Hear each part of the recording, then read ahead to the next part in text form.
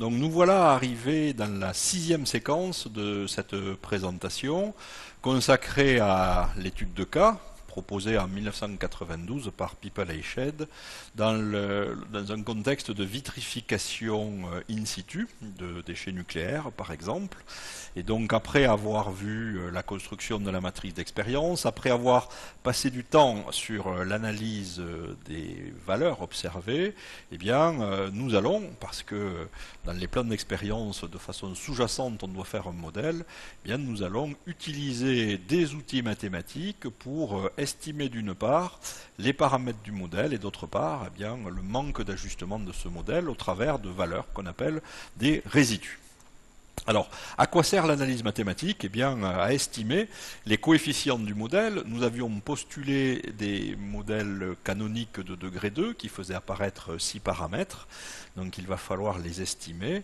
Et comme nous avons fait 14 expériences, eh bien, il y a des écarts entre les expériences et l'équation que nous renvoie le modèle. Ces écarts, on les appelle des résidus lorsqu'on fait appel à la méthode des moindres carrés. Pourquoi fait-on appel à la méthode des moindres carrés? Parce que si on regarde de façon brute le problème, eh bien vous avez plus d'inconnus, P plus N.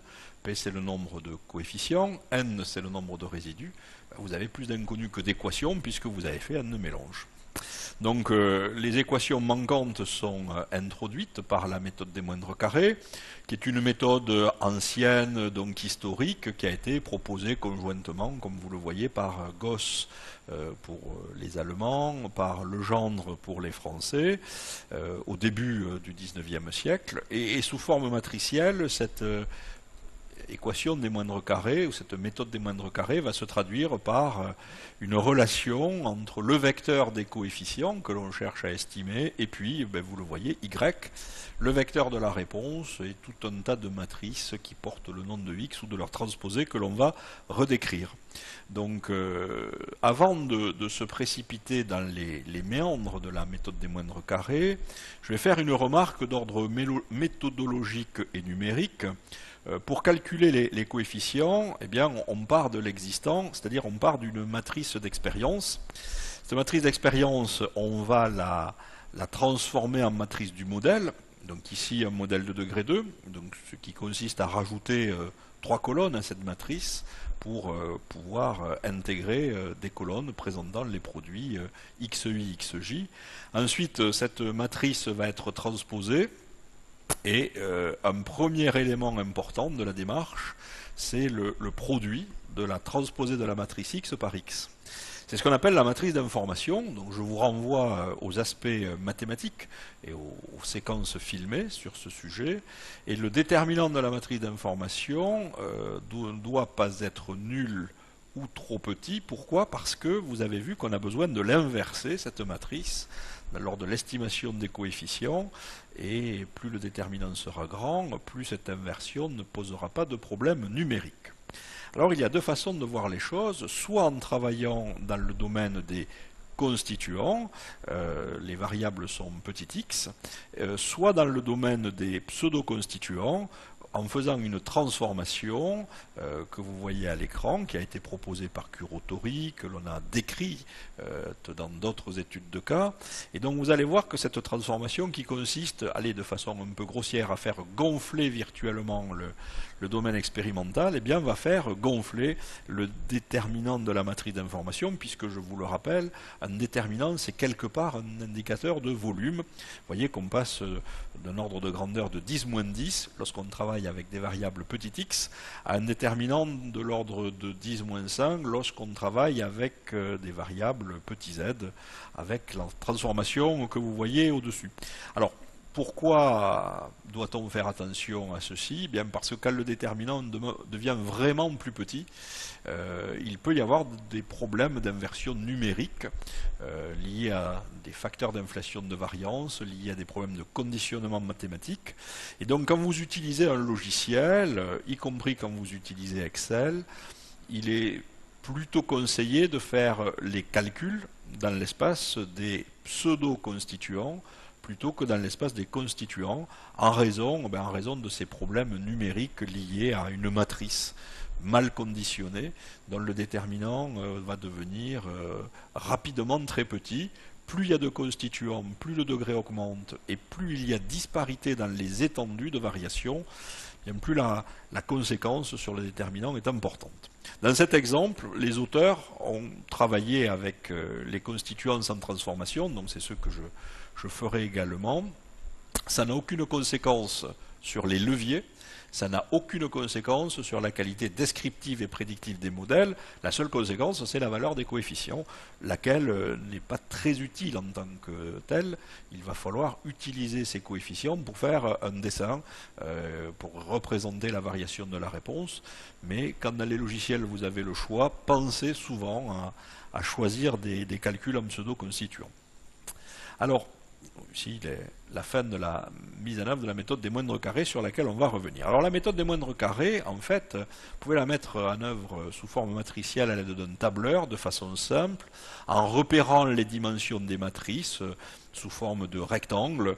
La matrice X possède P colonnes, donc ici 6 colonnes, possède N lignes. Pourquoi? Parce que vous avez fait N expériences, 14 expériences, ce qui vous donne la dimension des matrices carrées, 6 lignes, 6 colonnes.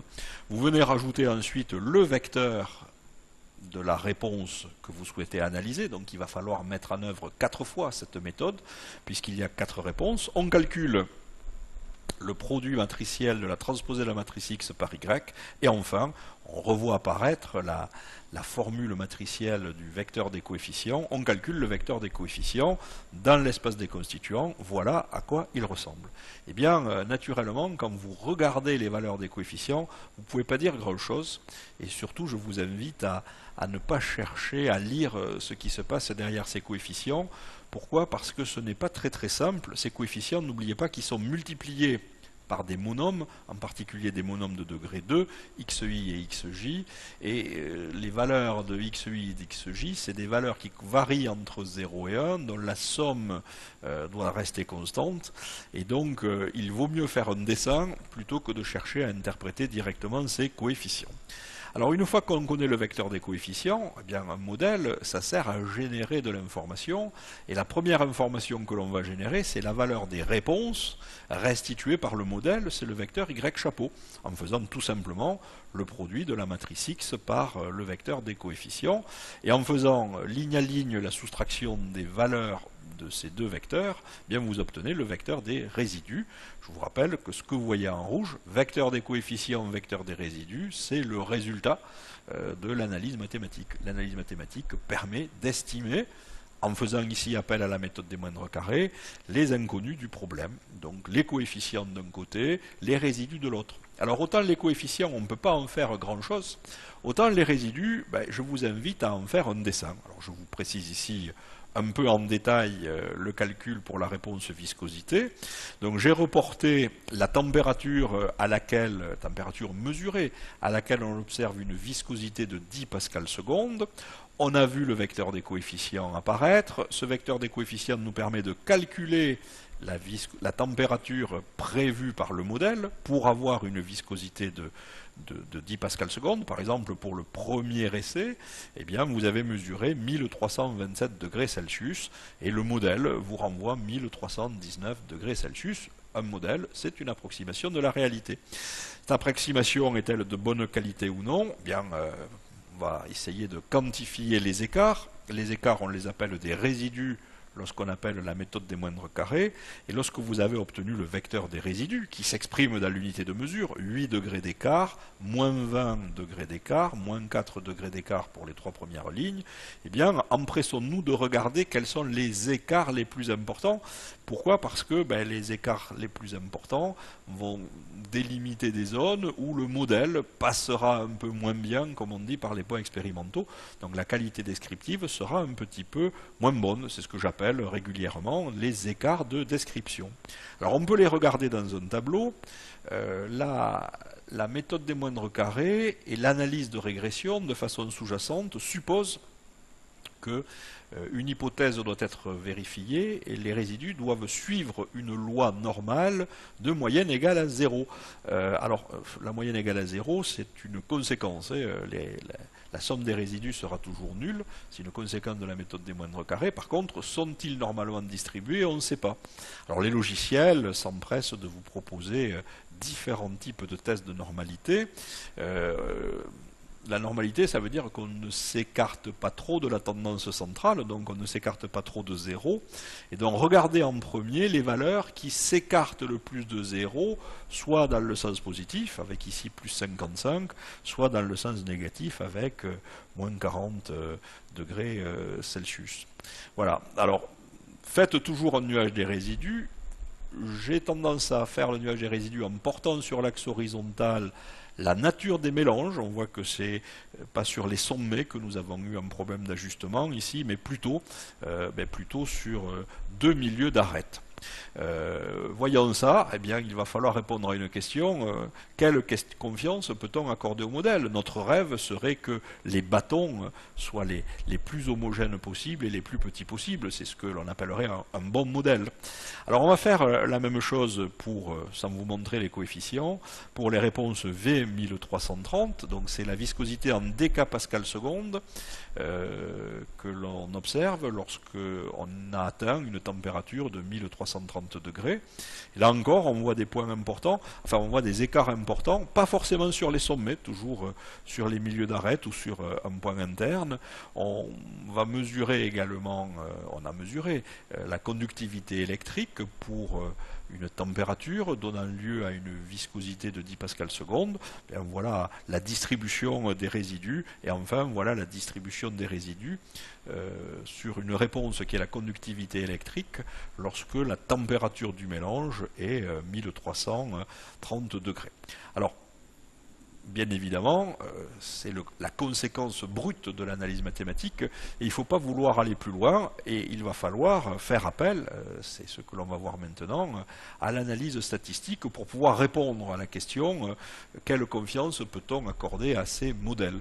Et on va y répondre au travers d'indicateurs simples à interpréter, bien qu'il en existe bien d'autres.